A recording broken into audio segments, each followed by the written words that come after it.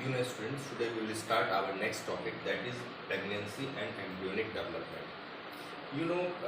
During fertilization, the fertilized ovum transfer from fallopian tube to uterus, and the process of transferring that fertilized ovum to uterus is known as implantation. Just after implantation, the fertilized ovum, the fertilized ovum, earlier that divided into two parts. That fertilized ovum, when implant in uterus, then it develops two regions. Outermost is trophoblast and innermost is what? Inner cell mass. Now, what happened when this fertilized ovum implant in uterus, then the outermost layer of that ovum, that is trophoblast, further develop some finger-like projections, and these finger-like projections are referred as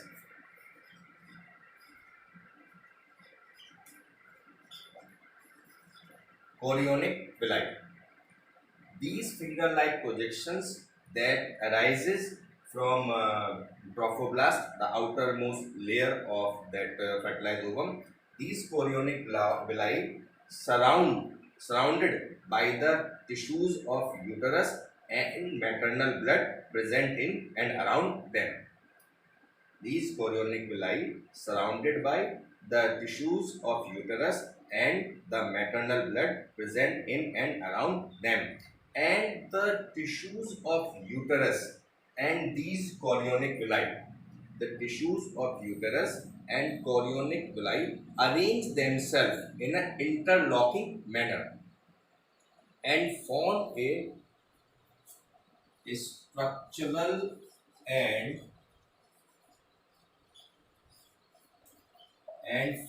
structural and functional unit that we called as placenta.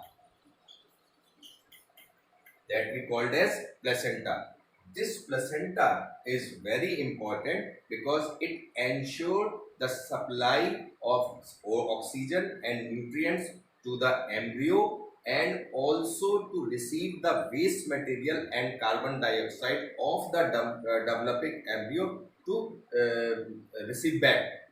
So this all transportation to and from transportation from the developing embryo and the uterus is taken place with the help of a particular channel, and that particular channel is known as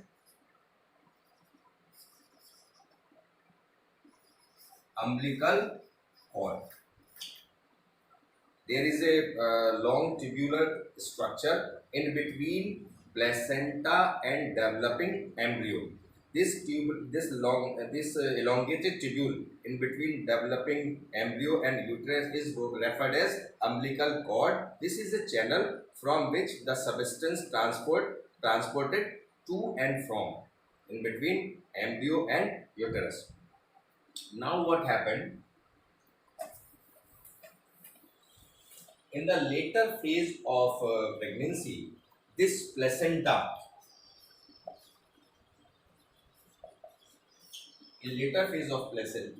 pregnancy, this placenta also act as an endocrine gland, and it secretes some particular hormone like human chorionic gonadotropin hormone, human prolactin hormone, estrogen, and progestogens.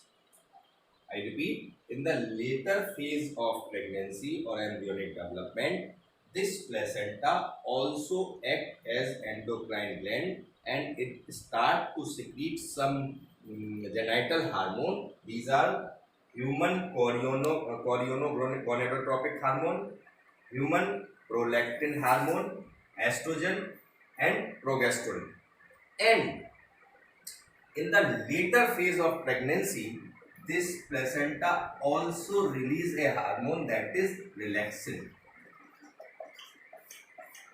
In the later phase of pregnancy, this placenta also release a hormone that is relaxin.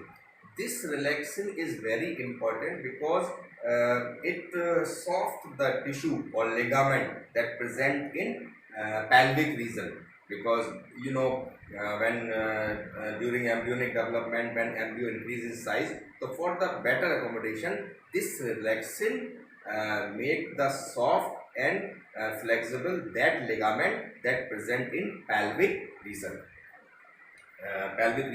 nearby the lower abdomen.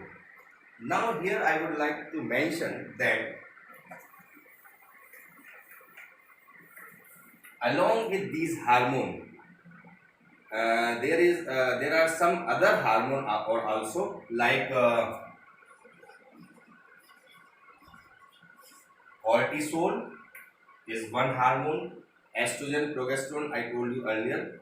These are some hormone that also increase their level, secretion level for the ease of pregnancy, and they are very significant for the embryonic development or for during pregnancy period.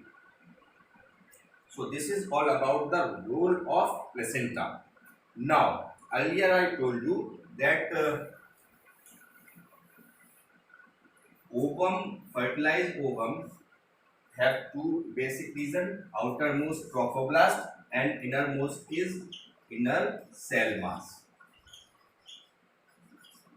So trophoblast, chorionic villi united with that uterus tissue forming interlocking structural functional unit placenta. Likewise we have discussed. Now the another part of that is what? Inner cell mass.